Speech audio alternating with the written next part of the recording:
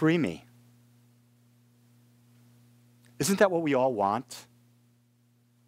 We want to be free. That song with that energy, did you feel that energy of the music? That music was a thriving beat. You couldn't help but feel that rhythm. And in that rhythm, there was a freedom of expression.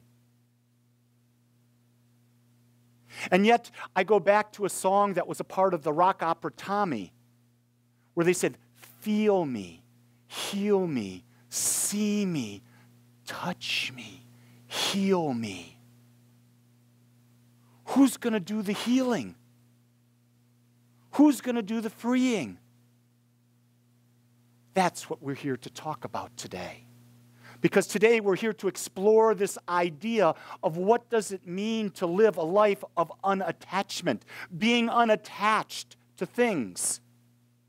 When you go back to Buddha, Buddha talked about it so clearly. Attachment is the source of all suffering. Isn't that interesting? Attachment is the source of all suffering. Buddha didn't say cars. Well, Buddha wouldn't have said cars. Maybe Buddha saw cars in the future for all we knew. But it wasn't about money. It wasn't about people. It wasn't about these things or that things. It was the attachment to things that caused and was the source of all suffering. So we come to this idea of what does it mean to be attached? And this is really, really just gets you when you really break it down and you come to this idea of what it means to be attached. It means we believe in lack. Whoa. Because when you're attached to something, what you're saying is there's nothing else for me to get. I've got to hold on to this, otherwise I don't have it. And when you're holding on to something in the idea of attachment, what is it the next step coming from? It's not only a sense of lack, but we do not believe in the essence of who we are. We don't believe that we're one with God.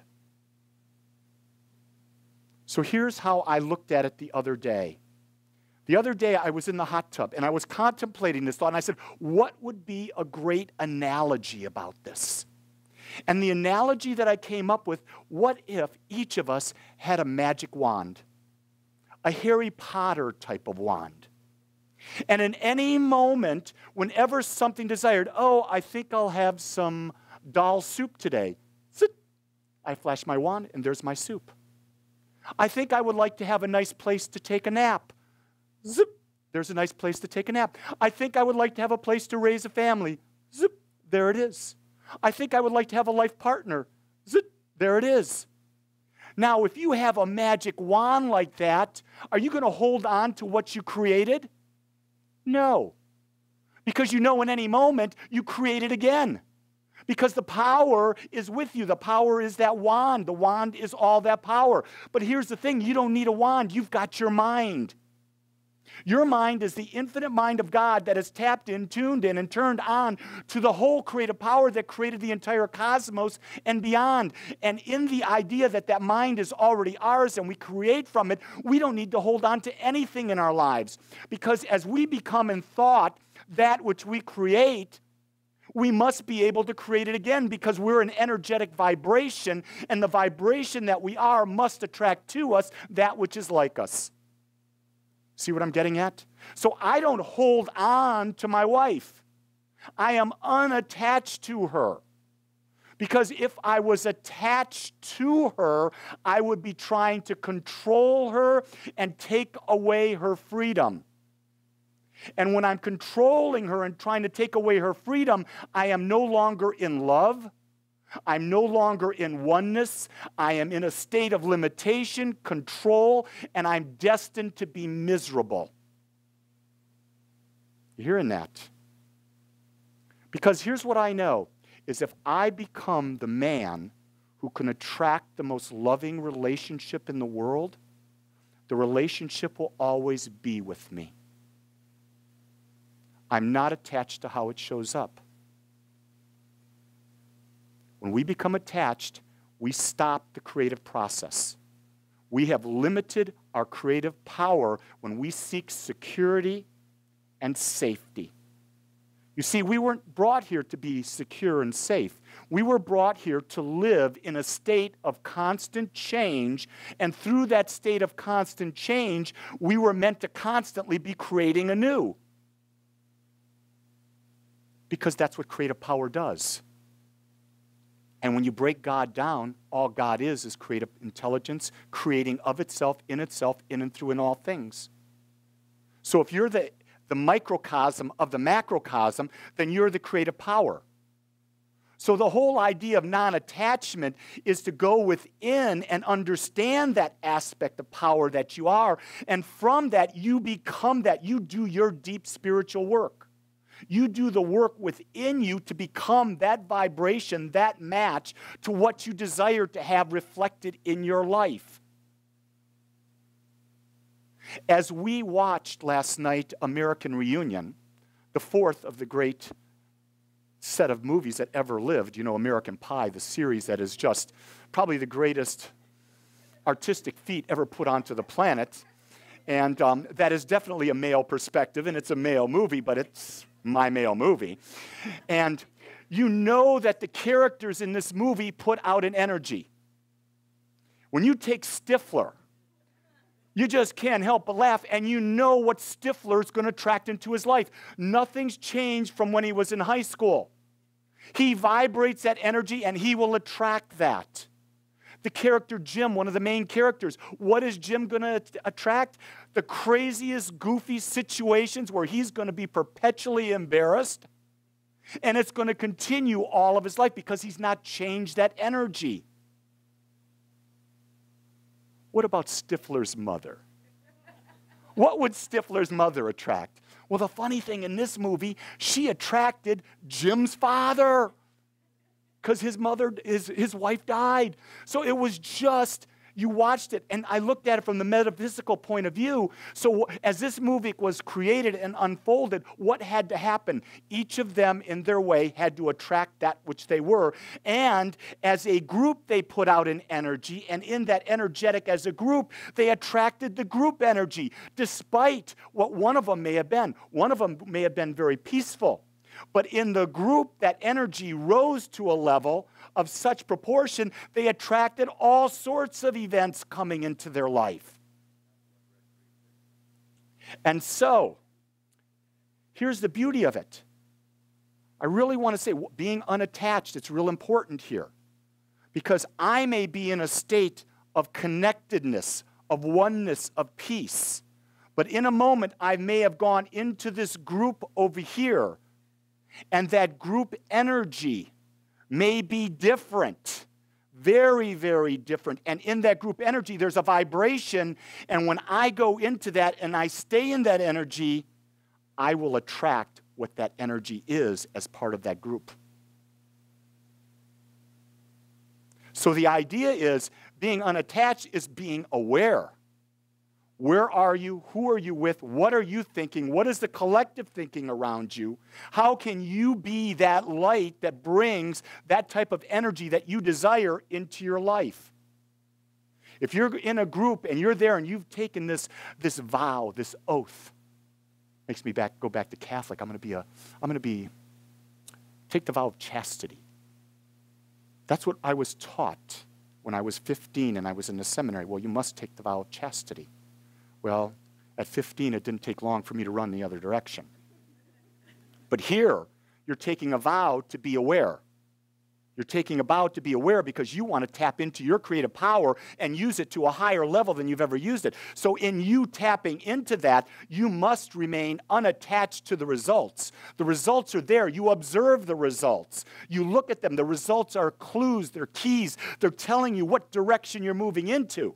But it doesn't mean you have to own those results and live those results. So, for example, in my state, go back to my wife example, when I'm in a loving relation aspect of my life with my wife and it's joyful, I know I'm moving in the right direction. But if all of a sudden something happens and I say something, do something, or she says something and I react away and I go in a different direction, that's another signpost. Wait a second, shift. You become attached to what she's saying. Stop. You know, one of the 4 agreements is so critical. Don't take anything personally.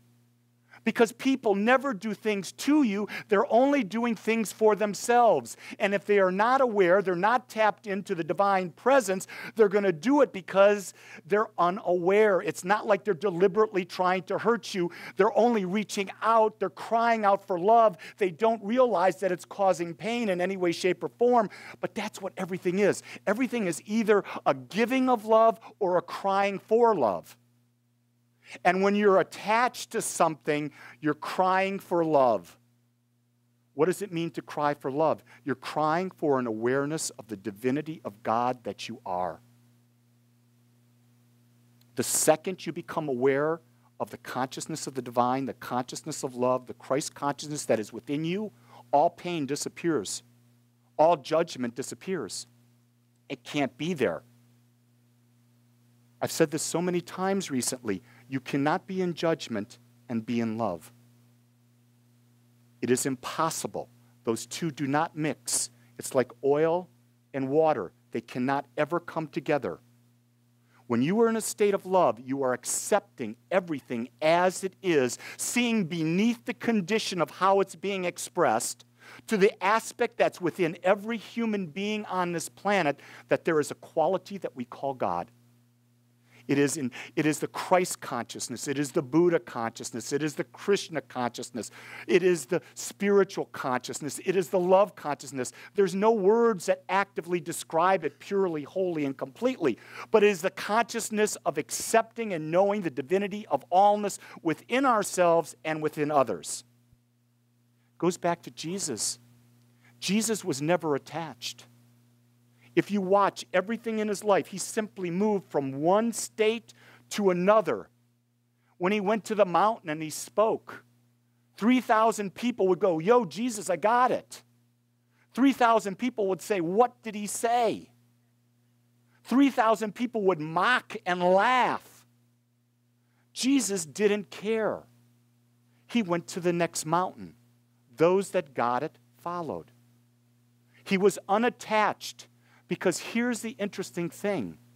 When you are trying to convince someone of something, you're only trying to convince yourself. Because when you know something, when you truly know something, you speak it once. There's never a reason to speak in a second time, because when you know it, it's at the core of your being, and you don't have to convince anyone because you understand that everyone will get it in their perfect time, in their perfect way, and you are not responsible for how they receive that information. That's the beauty that we're taught as we go through practitioner training. Jean and I went through practitioner training together, and then I went on to ministerial training. What we're taught is after we've done treatment, prayer for people, we are unattached to the result. We let go of any other possibility. In our minds, it is already done. Now it is up to the individual to accept that into their experience. And we are not responsible for that, so we can never be responsible for what happens in the life of another. What we do is at that moment, we see the truth when people cannot see the truth for themselves because they're attached to the way things were in the past. We're trying to shift the consciousness and say, don't be attached to the way it was. Don't be attached to your history. See the possibility, which is the state of unknown where you create from. You see, when we can embrace the idea of living in the unknown, we are no longer in a state of attachment. We're in a state of constant wanting and desiring and being in creativity. Because in the unknown, there's a blank canvas, and we've got all of the paints that could ever be imagined, and we're free to paint it. But when we're living in the known, the canvas is full. There's nothing more to paint. So when we release the past, we release our attachment to people, and we go forth. And I'm not saying here that you release all the people in your life, but you release the way your relationship was with those people so you can create a better relationship. What happens in most marriages today, or in most relationships today, is that people are in the relationship, they build this great high, they get married like that beautiful couple out there. A couple years later, they're bored. Why? Because things are locked in. They've put the painting out there. All the colors have been painted, and they're not creating newness in the relationship. When in retrospect, every day should be like that day in 50 First Dates, where she wakes up every day and her father had whitewashed the whole room, and every morning she gets up and she paints something new on it. Every day in that movie, he did something to cause her to re-fall in love. He did something. It wasn't just this is the beauty of it. I never got this before, but this is the beauty of it. It wasn't just to get her to fall in love with him again. It was to him to be love in a way that was unique so that love could be attracted to him from her. So the gift that he was giving to her was being the unique love that he was in that moment, not attached to how that love had been expressed the day before. Did you hear that? So when we're in a relationship with our parents, with a spouse, with our children, the past is wonderful. It tells us where we've been. But the real key thing is, where do I want to go today? How much love do I want to express and to experience today? Then you let your imagination come in and you start the process of recreating something beyond anything you've thought before. So I've got some ideas here that these things that we're attached to, they're merely what? They're symbols. That's all they are symbols. Symbols of what we've done in our past. And we can't be attached to the symbols. But we look at what's behind the symbols, and what's behind the symbols are thoughts. Everything is created from thought. The sum total of our consciousness is the thought pattern that generates the vibration, and as it generates the vibration, it is created into our experience. This is the divine law. So, we shift it by deciding right now to shift. I'm going to do my best from this very moment to never, ever be attached again. Knowing that I will be, because that's part of the human condition, okay? We live in the human condition, and our human mind forgets what we've chosen. But if we made a decision, we're going to come back to the point, I'm going to try to live unattached. I'm going to try to live unattached. And in that, we go back to this giving of freedom. To myself to be unique in every moment, to release anything from the past. I'm no longer bound by the experiences of my school days. I'm no longer bound by my military experience. I'm no longer bound by my first marriage, my second marriage, my third marriage. And I was married before. I want you to all know that because my chiropractor told me.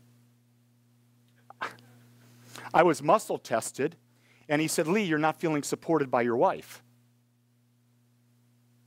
And I said, well, that's fascinating because I don't feel that. Would you retest me? And he retested me. And he says, oh, I forgot to tell you, it's a wife from a prior life. And I looked at him and said, what's the bitch doing here now? Why is she here? I thought I left her when I died. And yet she's following me into this lifetime.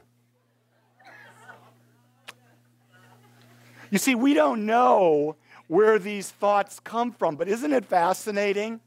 Somehow I was vibrating an energy that was picked up that I was unsupported by a life partner. Now, I don't know if prior lives are real or not. I have no idea about that. I thought it was sort of fun. And obviously you did too. Security is something everyone has been brainwashed to believe that you need. Security is simply knowing your oneness with God. When you know your oneness with God, guess what? You have all the security you need because in any moment, no matter what the situation is, you know that you will be divinely guided and the solution to whatever you want will come to you. But if you are living in the known and you're locked into the known, no answer can come to you except that which is in the known. And the problem is outside of the known, therefore you're stuck without an answer, and it is until you release your attachment to the known that you're open to the unknown and divine mind can come to you and give you desired approach and how to deal with that new situation. Isn't that cool? So you want to be in this state of unknown because when you're open to it and you're not fearing it and you know who your source is, bam, it comes to you. That's why when you go into the meditation state, you ask the question and you stop thinking about it. You don't ask the question again. You've implanted that question, and you know the divine wisdom will guide you. And you may be in the bathroom, and bam, there's your answer. You may be washing your hair. Your answer comes. You may be in another conversation. The answer will come. You've asked the question. But if you ask it over again, what you're putting into the law is the aspect that you don't know. And you don't trust the divine wisdom that is within you. So being unattached is coming to that great state of faith. Faith is that knowing without any reason that there is an infinite beingness and power in the universe, and if there is, I have to be a microcosm of it. I have to be an expression of it. And as I'm an expression of it, divine wisdom is always with me. Divine abundance is always with me. Divine love is always with me. I am never separated. I am never alone. See, to feel lonely means we've lost our ability to tap into divine source. Because we're never alone. We're always connected with all that exists. It is the human mind that puts a block up, and we have to calm that mind. And I come to this point, and I say this every week in every conversation. We're built really on three things at Agape. This is what we do at Agape all the time. We educate, we teach, because it's about learning. It's the mind learning. We meditate, because in meditation we go into oneness. We calm our minds down. We get into that state. And the third thing we do is we pray. We declare into the law that which we desire. So when people ask you, what happens at Agape? What is the foundation of everything? We learn universal spiritual truths. We meditate and go into oneness. And we pray, directing our lives to the greatest expression of love and joy that has ever existed. And we are unattached as to how that happens, because we know if we decide how it happens, we are limiting the amount of joy. We are limiting the amount of abundance, because the divine has no idea of limitation. And guess what? Whether you want to know it or not, you are the divine.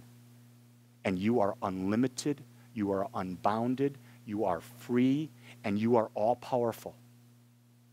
The key is taking that power within your heart and allowing your heart to birth that energy out, and to live a life that is free, perfect, God-inspired, God-given, God-driven. And you are the stamp of perfection upon it. For you are how God chose to be. And you are perfect just as you are.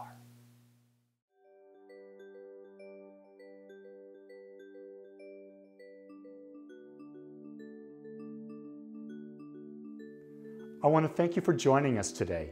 I am so grateful that you took your time to watch or listen to this message. If you found this message beneficial, I would ask you to go to our website. Once there, click on the Contribute button and experience the joy of conscious and purposeful giving. It is through your gifts that we are able to bring this message to the world.